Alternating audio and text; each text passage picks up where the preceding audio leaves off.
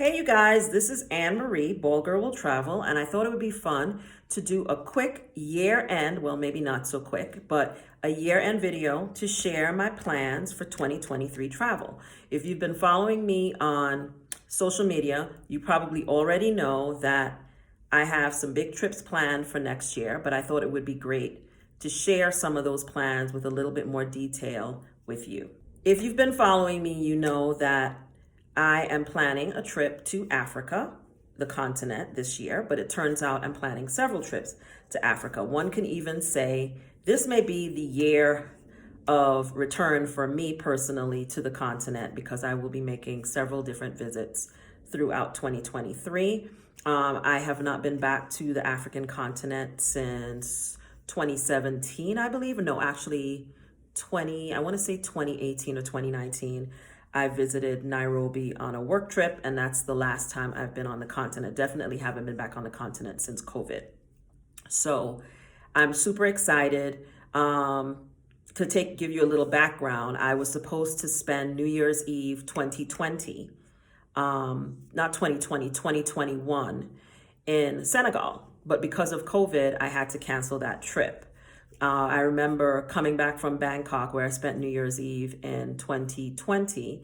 And right after I landed is when they officially announced that January that we were, in fact, in a pandemic.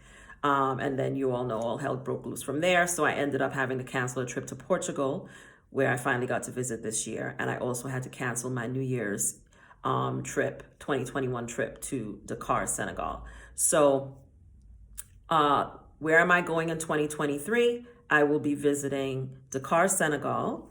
I'll be visiting Nairobi, Kenya. I'll be visiting Tanzania, because they say Tanzania, not Tanzania. In Tanzania, I will be visiting Dar es Salaam, the capital, and Zanzibar. I'll probably be spending the bulk of my time in Zanzibar. Also in 2023, I have plans to go back to a place that I have shared with you guys that I absolutely loved, Sicily. So I'll be returning to Sicily and spending some time in Palermo, which is the capital of Sicily, as well as Cefalù and Mondello, which are beach towns in Sicily. And then I will also be visiting Egypt in North Africa. So back to Africa, to North Africa to visit Egypt. And I will be visiting Accra, Ghana. My plan is to be in Accra, Ghana for New Year's Eve 2023, New Year's 2024, God willing. So you can definitely say that this will be the year that I return to Africa after a long absence. I will be doing a combination of solo trips as well as some group trips, as I've shared a couple times on my social media. Egypt is a country that I would recommend that women travel with a group rather than alone. I think there are specific issues, and some of you, if you've traveled before, are probably familiar with some of the issues that you'll hear, especially about Cairo. As a solo woman, I would not recommend that women go to Egypt on their own, particularly Cairo. I think it would be better to do it as a group, and so I will be doing my trip to Egypt using a group in a group arrangement. I'm also going to be doing my trip to Ghana with Certified Africa. I interviewed the founder of Certified Africa on Black women, conversations with Black women who coach on my channel, so you can go check that out. But I decided that I would try out that visit using a group as well, and so I'm going to be doing that trip with Certified Africa, and I'm super excited about that, so stay tuned. But this is a year with a lot of trips that I'm very excited about, and I thought it'd be great to not only tell you where I'm going, but give you a little information about what I've learned from planning some of these trips. First of all, as I always share, I booked early. So the trip to Senegal, as I said, I had to cancel it. I found a really inexpensive ticket on Scott's Cheap Flights from New York to Dakar. So I booked that when I saw it. I had originally wanted to go back to Senegal for New Year's, but I decided not to because, like I often say, let the deal determine the destination. So when I saw a really good deal, I grabbed it. So that determined when I would go back to Senegal. And once I decided to get onto the continent, I decided why not stay and then just visit some other places while I'm on the continent, because Africa is a very far way to fly, just to me anyway, for just a week or 5 days or something like that. So I decided to just add on a couple other countries.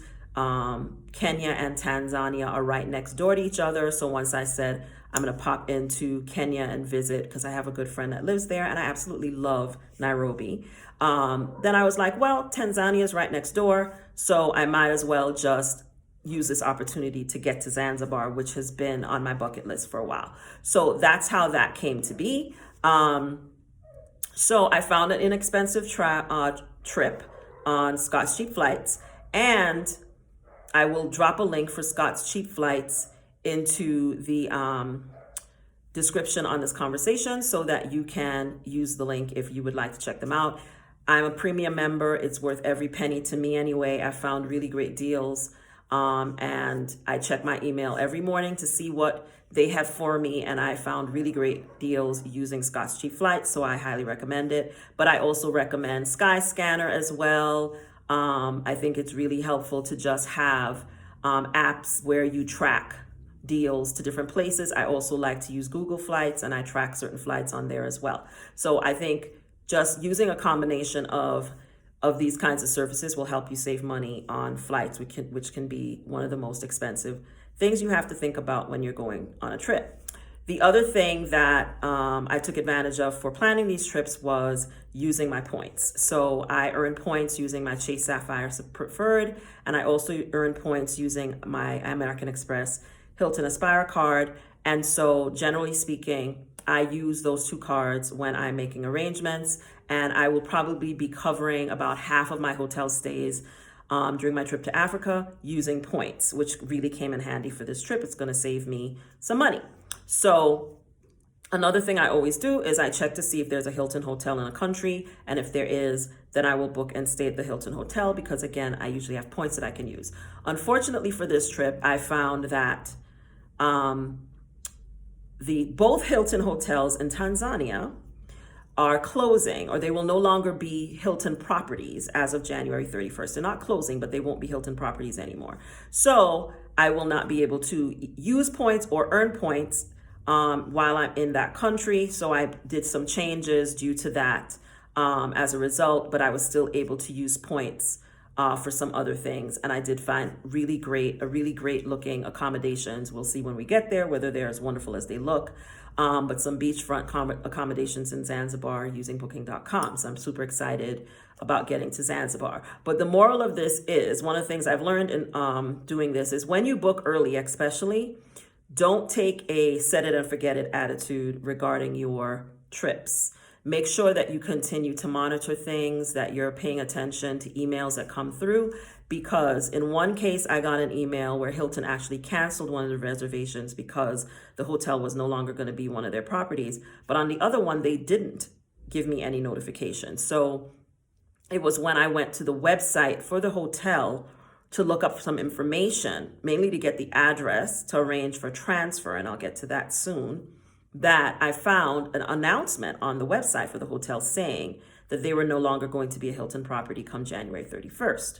So that alerted me, and then I called Hilton and confirmed, and then was able to decide to make some different arrangements, because I have a specific budget, which I'll share in a second, and I don't want to do anything that's going to take me over the budget. And one of the Hilton hotels was more expensive, and so I decided to opt for different options, since I wasn't going to be able to use my points to stay there.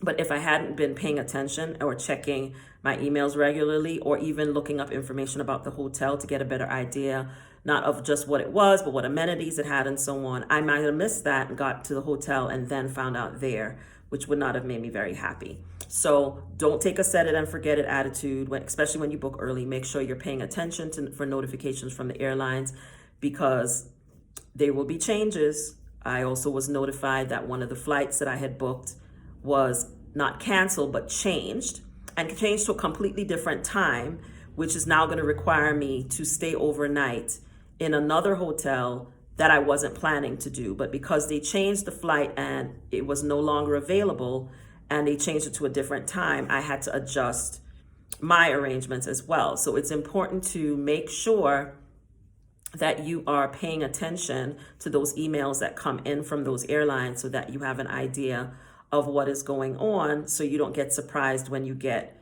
to the airport, because that's surprises at the airport are rarely good things.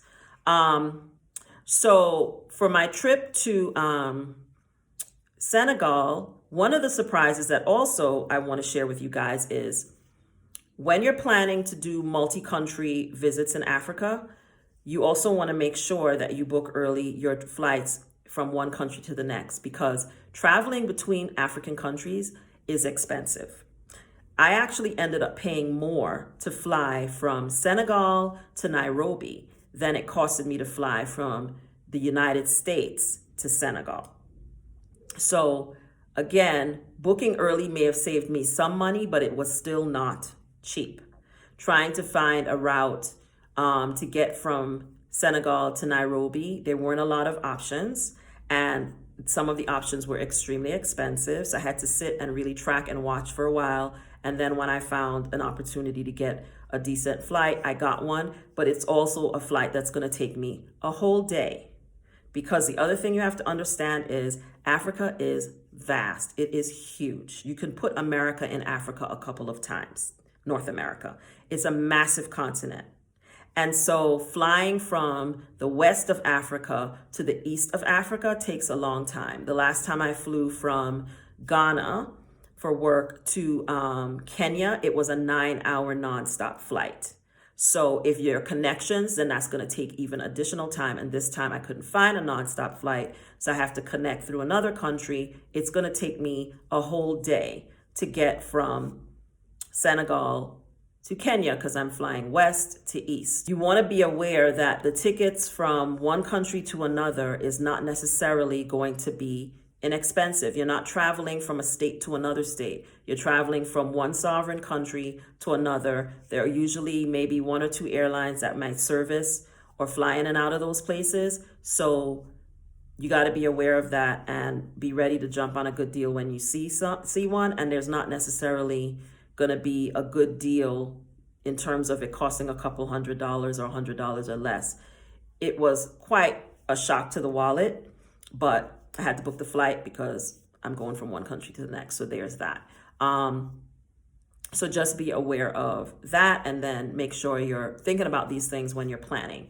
The other thing that you really want to be aware of is sometimes you may have to arrive, early in the morning, late at night. This is something I actually try to avoid as a woman traveling alone. I like to arrive places in the daytime, but you can't always do that. The flight schedules are going to dictate when you get from one place to the next. So another thing you want to pay attention to is what time you're going to arrive, making sure you make arrangements to suit based on what time you're going to arrive. So for example, I made sure that I've booked a private car transfer from the airport to my hotel when I arrive in Nairobi, because I'll be getting in there late and I don't want to be taking a taxi or even an Uber late at night. So I decided to take a private car transfer, a company that's been vetted. So that's what I did. And the other thing that I had to realize was, because of the time that I was getting in, I needed to book the night before for a hotel room. So for example, if I'm arriving in Nairobi on March 15, right, at 2:00 in the morning, and this is not exactly my arrival time because I'm not going to share that with you, but I'm giving an example. At 2:00 in the morning, that means I need to have a hotel booked for January 14, so that I can check in at 2:00 in the morning on the 15th. Because if my arrival date with the hotel is the 15th, then they wouldn't let me check in until 3:00 on the 15th. So I had to go back and book an extra hotel night so that I will have somewhere to rest my head when I arrive at all hours of the morning. I also need to make a special notification to the hotel and made sure I booked a hotel with 24-hour front desk service. And that's an important thing, because sometimes smaller boutique hotels may not have 24-hour front desk service. I generally, as a single woman, like to make sure that any hotel I stay in has 24-hour front desk service. because if there's a problem, you want a person to talk to. The one time that I didn't do that, I had a very bad experience, and there was nobody to talk to till the next morning when someone showed up, and that is not what you want. So paying attention, not just going by the price, but looking up, making sure there's front desk concierge service, making sure of where the hotel is located, that it's not so far away, that it's going to take a long time for you to get there. All of these things are important considerations to pay attention to, because the less surprises, the better, especially when you're coming off a long flight from a long day and you're tired. You're probably going to not be in the greatest mood. You got to go through customs and deal with visas and all these kinds of things. So the last thing you want to be worrying about is how you're going to get to your hotel, and then get into the hotel and find that you can't check in. So make sure you pay attention to those kinds of details as well when you are making arrangements, because like I said, it's not always going to be possible to get there at 4 o'clock in the afternoon, which is most ideal. Sometimes you may get there at 1 or 2 o'clock in the morning based on what the airline schedules are. And because of how big Africa is, especially if you're flying from one side of the country to the other, it's a very long flight. And so it's going to be rare that you're going to get there in the afternoon. Even if you leave first thing in the morning, it may take you until 11 o'clock to get to the next place. So make sure you think about those things as well. The other thing is every country has different visa requirements. Some countries do not require that American passport holders have visas. Senegal, for example, you don't need, at this time, you do not need a visa. If you are a U.S. passport holder and you're coming as a tourist, you don't need to get a visa. But for Kenya and Tanzania, you do. Luckily, both countries have online visa application processes so that you can apply online. You can also apply when you get to the airport. I always like to have these things set before I arrive, because I just don't want to be on a long line, especially if I'm coming in late at night and I'm already going to be tired.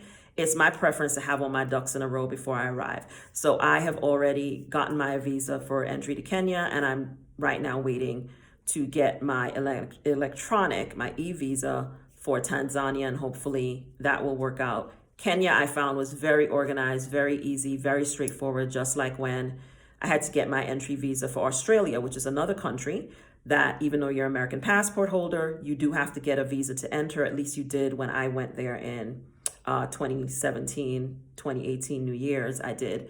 And it was all online. It was very easy, and it wasn't very expensive. I will say that Kenya and Tanzania are on the higher side. So you need to, budget for all of that in your travel, not just your travel, your transfers, but also include visa application costs, because they can run you $100 or more per country. Again, you're not going state to state, you're visiting different sovereign countries. They have their own rules, they have their own pricing, and that's their right. So you need to make sure that you have an idea of what these things are going to cost as you're making your arrangements. Do your homework and find out. Which brings us to the subject of budgets. So one of the reasons that I decided to do a combination this year of my own arrangements versus group travel is that, one, I decided for Egypt, as I shared, that it would be a better security decision to travel as a group. And for Certified Africa, I've heard great things about their tours, and I just decided it'd be nice to have an experience where I didn't do anything but get on the plane and land, and someone else did it, and I get to do all the cool experiences. And I want to see what it's like so that I can make a decision about what I prefer. I always travel solo. I rarely do group trips. Actually, these are going to be probably my first group trips that I didn't do with a friend or something like this. This is going to be my first organized group trips. So I'm really interested in doing a comparison, and I will share my thoughts on both experiences and what I think of them and what I liked and what I didn't like and so on. I am, of course, doing group trips, but in both arrangements, I will be having my own room. I am not sharing rooms with anyone. I'm an introvert, especially when it comes to travel. I don't do roommates. Not knocking it, it's just not something I do. So I'm paying an extra premium price to have my own room. One of the reasons that I also did this is because I kind of wanted to compare the cost of doing a solo trip versus doing a group trip. And so far, based on my estimations, it's definitely less expensive for me to travel and make my own arrangements than using group trips. I'm sure there are lots of reasons people do group travel. They want to have other company with them. They want a particular experience. Some, tours offer you luxury experiences. I'm not really interested in that kind of experience. It's not really necessary. I can acquire whatever luxury experience I want on my own. But I did find that in doing group travel, it's definitely more expensive. I'll give you an example. For my whole 5 weeks that I will spend traveling to 3 different countries, my budget is not going to go over $6,000. I have seen group trips for 7 days to 10 days that were $7,000 and $8,000. Now, if people want to spend that kind of money and then have roommates because they think they're going to get a luxury experience, that's great. But for me, it's not worth it. So I decided to do that. I'm really glad that I know how to create these experiences for myself without breaking my bank. And everybody has a budget and everybody knows what they want to spend on their trips. And so you should make your decisions on the basis of that. But for me, $7,000, $8,000 for 7 to 10 days in one country is just a lot of money. And so I instead decided to do this 3 country trip on my own. And like I said, right now I'm at about 4,900. I'm still calculating the cost of some tours that I'm arranging in each country. I have one more set of tours to book for Nairobi, but I'm not going to be doing some big things in Nairobi. I'm probably just going to be doing some shopping and museum visits and a city tour more than likely. But I'm going to be doing safari in Tanzania, so I'm not going to be doing that in Nairobi. I've already done a safari experience in Nairobi. I may go to the Giraffe House for brunch or tea or something. Haven't decided. I have a really good friend there, so I'm going to talk to her more about what we're going to do while I'm there. So Nairobi hasn't been figured out, but I've added my tours for Senegal and I've added my tours for Tanzania. I have to add them into my total, but they're still not going to go over $6,000. And that's including airlines, transfers, tours, hotels, everything, right? Now, of course, as I shared, I'm using things like points in certain countries. I'm, using booking. I use discount airlines deals to get my trips and so on. And some of my transfers, even by plane, are going to be covered by points. So I have different things that I do that allow me to save money on my travel. And so I can't do that if I do a group tour. The tour costs what it costs and you're paying. For example, I think my trip to Egypt is going to come around somewhere around $4,200. Might be a little less or a little more. And that's including my airline, the group package itself. That's everything. So I don't think that's bad for 12 days. Actually, I don't. Because like I said, I've seen other tours to Egypt that I looked at that were topping out $7,000 to $8,000, and I've seen some for less. So it just depends on what kind of experience. I really wanted to go with a group that had a track record, that I could do research about. So that's what I did, and I'll share more about it after the experience. I'll share which tour I did, what I thought about it, and so on. But I went with a company that's pretty well known, and also caters to people who are solo traveling but want to do it in a group kind of experience, but they can also do things on their own. So I was looking for a very particular type of group experience, and so we'll see how that goes. But I do feel like for me, doing travel arrangements for myself has definitely been easier and cost less than booking a group experience. And of course, there's overhead, there's profit margins for the company. I understand all of that, but it is definitely something that I found. I also booked and arranged my trip to Palermo, which I'm very excited about. I'm doing that all on my own, which is what I'm used to. I am going back to Palermo. When I went to Palermo in September 2021, I had to cut most of the days that I was planning to spend in Palermo out to do a meetup with some friends in Ragusa. It was fabulous. I don't regret it, but I wanted to spend more time in Palermo. I only had one full day in Palermo. I really enjoyed Palermo, but I only got to do like a hop on, hop off bus tour, and I had a fantastic dinner at a Senegalese restaurant, by the way. Palermo is very diverse, which I really loved about it. And I loved the Airbnb that I stayed in. It was near historic sites and so on, so I could walk to a lot of places. My host was amazing. So I'm going to go back to Palermo this time and get to spend more time there, do more things there, including a food tour, which I'm super excited about. And I'm also going to get to spend some time at the sea. You know, if you've watched the movie From Scratch, which a lot of people have watched, the couple in the movie spent their honeymoon in Cefalù, and I've always wanted to go there. I also want to visit Mondello, which is in a beautiful beach town, also not far from Palermo. So that is what I'm planning to do. And I did all of those arrangements on my own. And I feel like the budget for that is coming in a little bit around $2,000, maybe a little bit less. So again, when I make these kinds of, and that's for 10 days. So when I make these kinds of arrangements for myself, I definitely always do save money because I have different things that I'm able to do to save money versus if I'm doing a group trip, then it costs what it costs. You shop around, you figure out what kind of experience you want to have, what kind of things you want to do, and you make a decision. But once you do that, you're gonna pay what it cost, right? And so for me, that's a big downside to doing group travel. Plus, I just like being on my own schedule, doing my own thing. So it'll be very interesting experiencing being in a country where I'm with other people more of the time than not, because I really like my own company and I like doing stuff on my own. So I will definitely be sharing with you guys what that experience is like for me, and whether I will do it again after I do it for these two countries. Now, where else am I thinking about going in 2023? There are a couple places that are on my radar. I haven't booked them yet, but I'm looking, you know, I'm monitoring and tracking. And if I see great deals pop up for any of these places, I will definitely be jumping on them. Where are those places? Peru. Lima, Peru is a foodie capital of the world. And I have a small list of foodie capitals that I want to visit. I've already visited Oaxaca City, which in Mexico, which to me is one of the best places to eat.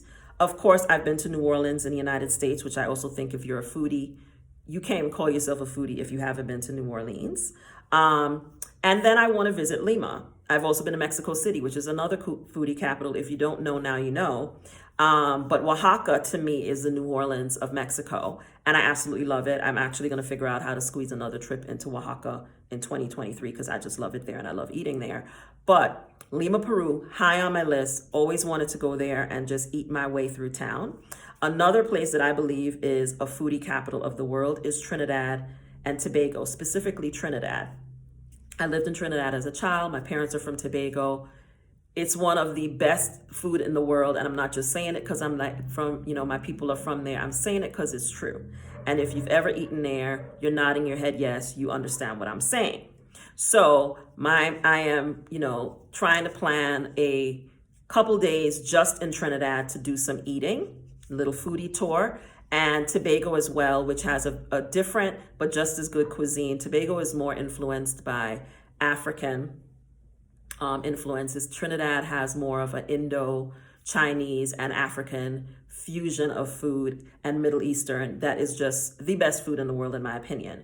And so my plan is to get back to Trinidad and Tobago at some point in 2023 to do some more eating because it's my thing. I love good food.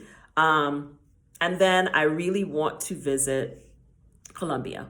Colombia's been on my list for a while. I want to get to Cartagena. I want to visit Medellin. So if I see an opportunity to get to any of those places, I will. And then last but not least, Greece. Greece has been on my bucket list for a while. And so if I see a super great deal pop up and I can squeeze it in, I will. Athens is a place that, you know, who doesn't want to visit Athens? Since I've been a kid, it was Australia, Egypt, Greece. And so I've done Australia. Egypt, God willing, is booked.